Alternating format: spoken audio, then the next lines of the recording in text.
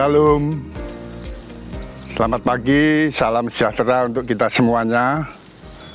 Saya selaku pembina Yayasan Pengembangan Keswadayaan Bengkulu atau YPK Bengkulu berada di lokasi kebun singkong milik Yayasan Pengembangan Keswadayaan Bengkulu. Kebun singkong ini berada di Timur Indah, dekat dengan gedung gereja GKSBS Bengkulu. Kebun ini seluas kurang lebih 1 hektar, tepatnya 9.600 meter persegi. Selaku pembina tentu mendukung apa yang sudah dirintis oleh rekan-rekan pengurus Yayasan Pengembangan Keswadayaan Bengkulu, YPK Bengkulu. Keberadaan yayasan ini tentu bukan hanya untuk jemaat, untuk klasis maupun untuk sinode, tetapi kehadiran yayasan ini juga tentunya dirasakan oleh masyarakat di sekitarnya. Oleh sebab itu, dengan adanya kebun ini nantinya kalau sudah berproduksi akan bermanfaat bagi lingkungan masyarakat di mana kebun ini berada bersama gereja. Akan ada pelatihan yang sudah dirintis kerjasama dengan BLK Bengkulu untuk pemanfaatan tanaman ini untuk membuat produksi rumah tangga yang akan meningkatkan ekonomi masyarakat di sekitar sini. Kemudian nanti juga akan ditindaklanjuti dengan pelatihan-pelatihan baik yang diikuti oleh masyarakat maupun oleh warga gereja, dalam hal ini Komisi Wanita Jemaat. Dengan rasa syukur dan sukacita, inilah bentuk kehadiran YPK Bengkulu di tengah-tengah masyarakat. Dengan program utama keagamaan, kemanusiaan, dan sosial, ini menjadi bagian dari kehadiran gereja, kehadiran yayasan, supaya tetap menjadi terang di mana yayasan itu berada. Terus berkembang dan mengembangkan diri menjadi berkat bagi yang lain. Terus berbagi di rumah bersama GKSBS. Terima kasih, Tuhan memberkati.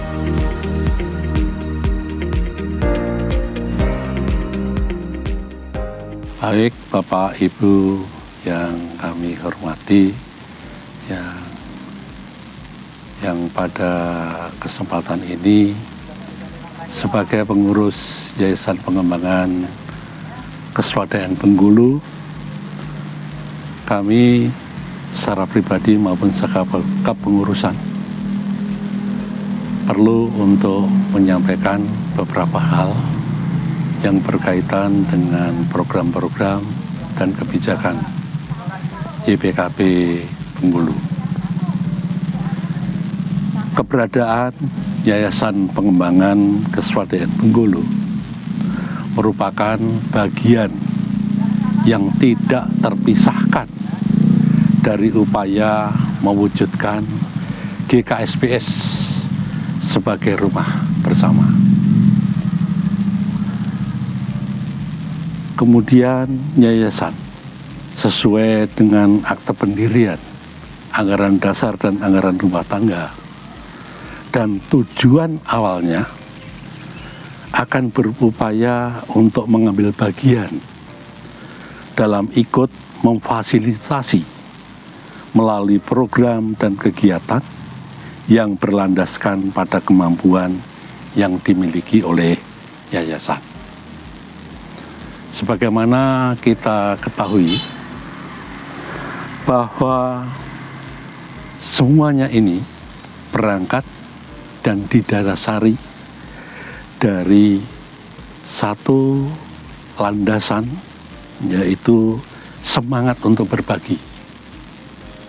Sebagaimana dalam kitab Amsal 11 ayat 24 sampai dengan 25.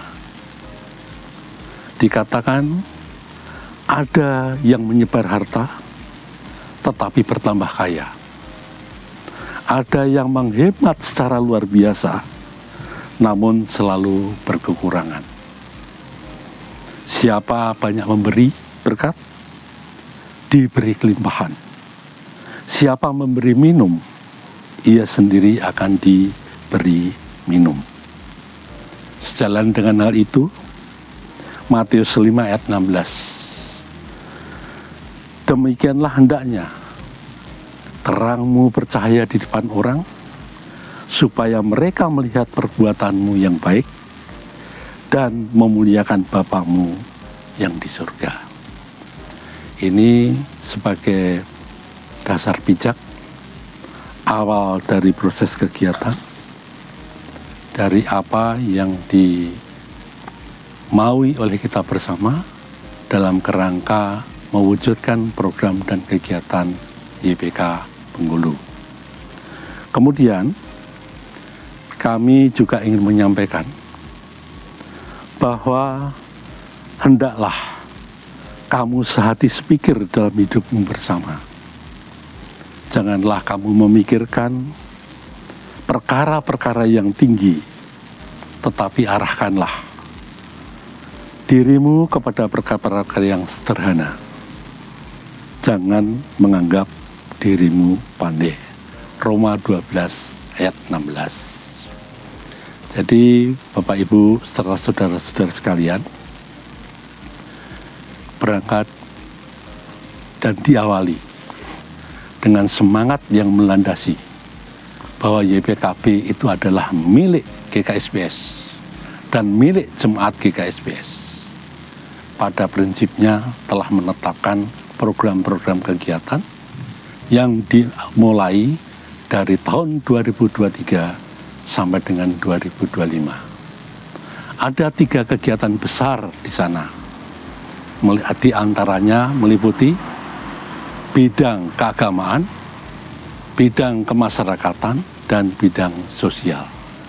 Salah satu yang harus menjadi perhatian kita semua, bahwa YPKB atau Jemaat GKSBS Bengkulu itu banyak memiliki potensi. Mengapa itu bernama keswadayaan?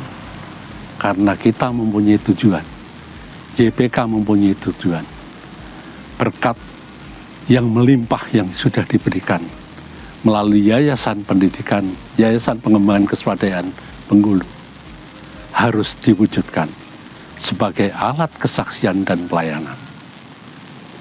Jemaat punya potensi dan kita juga menyadari banyak keterbatasan-keterbatasan yang dimiliki. Tapi semangat untuk melayani dengan kemampuan yayasan itu yang menjadi dasar bagi keputusan dan kebijakan YPKB. Untuk itu, pada kegiatan saat ini melalui Demplot Anak Singkong, kita mempunyai potensi yang saya katakan tadi. Jemaat kita salah satunya, kalau boleh saya menyebutkan namanya, itu Bapak Eko Kristanto, yang pada dasarnya beliau mempunyai skill, ya, mempunyai tugas dan kepercayaan yang sudah diberikan, mempunyai talenta untuk menjalankan kegiatan pendampingan Demplot Anak Singkong ini. Selanjutnya perlu kami sampaikan secara teknis nanti mungkin barangkali bagaimana Demplot Anak Singkong ini dimulai dari awal akan dijelaskan oleh Bapak Eko Kristanto. Saya sebagai pengurus pada awalnya mengakui bahwasanya untuk menjalankan kegiatan dan program ini masih ada keraguan-raguan. Tetapi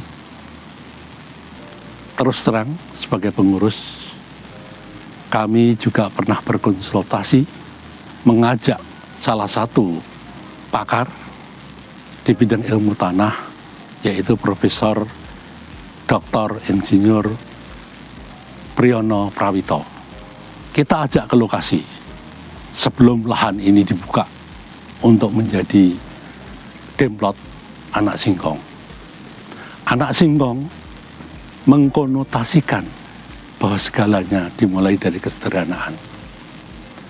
Kita menyadari YPKB itu adalah lembaga yayasan yang baru awal. Dan kami menyadari semua dengan keterbatasan-keterbatasan yang ada, tapi di lain itu ada potensi talenta yang dimiliki pada setiap jemaat. Inilah panggilan YPK ke depan, termasuk di dalamnya sebagai tanggung jawab sebagai GKSPS merupakan rumah bersama. Mungkin secara teknis nanti kami minta kepada Pak Eko selaku pelaksana teknis yang bertanggung jawab secara teknis terhadap apa yang menjadi konsep Demplot Anak Singkong di YPK ini. Sekian, terima kasih. Demikian pengantar kami. Kiranya Tuhan selalu memberkati segala daya upaya YPKB. Selamat pagi.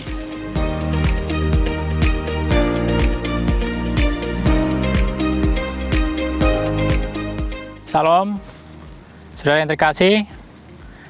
Saat ini saya berada di lokasi Demplot Anak Singkong, tepatnya di GKSPS Timur Indah.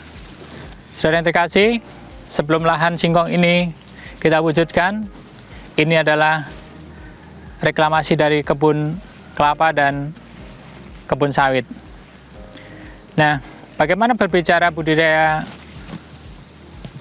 tanaman singkong ini? Yang pertama adalah karena adalah reklamasi bekas tanaman kelapa dan sawit. Yang pertama adalah pengolahan lahan secara teknis. Pengolahan lahan ini kita menggunakan yaitu dengan alsintan, yaitu dengan menggunakan jonder dengan sistem dibajak. Tujuannya apa? Tujuannya pertama adalah untuk memperbaiki kondisi lahan bekas reklamasi akar dari kelapa dan sawit. Setelah semuanya sudah dibajak, yang kedua, bagaimana lahan ini bisa kembali subur? Yang pertama adalah kita akan memperbaiki struktur tanah. Struktur tanah di sini kita dengan menggunakan pupuk kompos organik yang berasal dari limbah ternak sapi. Nah, lahan seluas kurang lebih 1 hektar ini kita menggunakan pupuk kompos organik dari limbah ternak sapi yang sudah kita buat sendiri, yaitu kurang lebih 1 hektar, kurang lebih pupuk komposnya 25 ton yang sudah kita taburkan. Setelah dibajak, kita taburkan di lahan seluas 1 hektar. Setelah semua pupuk kompos kita taburkan, selanjutnya kita membuat bedengan. Bedengan jadi, baru kita melakukan penanaman. Sobat, karena Bengkulu saat ini masih keterbatasan tentang bibit terutama ubi, kita mendatangkan bibit ubi ini dari Lampung dan sudah kita tanam pada bulan Desember yang lalu, dan kurang lebih 1 hektar ini dengan populasi kurang lebih sekitar 8.000 batang. Harapannya dengan budidaya tanaman anak singkong ini bisa menjadi ketahanan pangan, dan secara teknis sudah kita jelaskan tadi. Nah, selanjutnya setelah umur kurang lebih 1 bulan, kita lakukan penyiangan. Penyiangan ini kita manual, artinya supaya membersihkan dari gulma. Setelah pemberian gulma, dan ini sudah kelihatan tanaman kita saat ini sudah kurang lebih umur 3 bulan karena kita tanam di bulan Desember tadi. Nah, bagaimana teknisnya cara budidaya tanaman singkong ini? Benih yang kita tanam adalah kita potong dengan menggunakan gergaji dengan panjang 25 cm. Kenapa menggunakan gergaji? Supaya batang yang kita potong untuk calon benih itu tidak rusak. Dan harapannya dengan pemotongan gergaji itu panjang kurang lebih 25 cm, itu nanti memperbanyak akar tanaman, dan dari akar ubi itulah yang nanti akan menghasilkan ubinya itu sendiri. Selain itu juga kita lakukan penyiangan tadi sudah, dan ini sudah kita lihat tanamannya kurang lebih 3 bulan. Nah, selanjutnya adalah tinggal perawatan saja. Nah, kalau kita lihat pertumbuhan ubi ini kurang lebih sudah 3 bulan dan batangnya lebih dari 2 batang, harusnya kita lakukan pengurangan. Lakukan pengurangan. Ya, ini yang batangnya 3 batang dan kita sisakan cukup 2 saja, supaya nanti produksinya bisa maksimal dan pertumbuhannya bisa optimal. Demikian, saudara yang terkasih, dari YPK GKSBS Bengkulu, Kristanto melaporkan. Salam sehat, tetap semangat.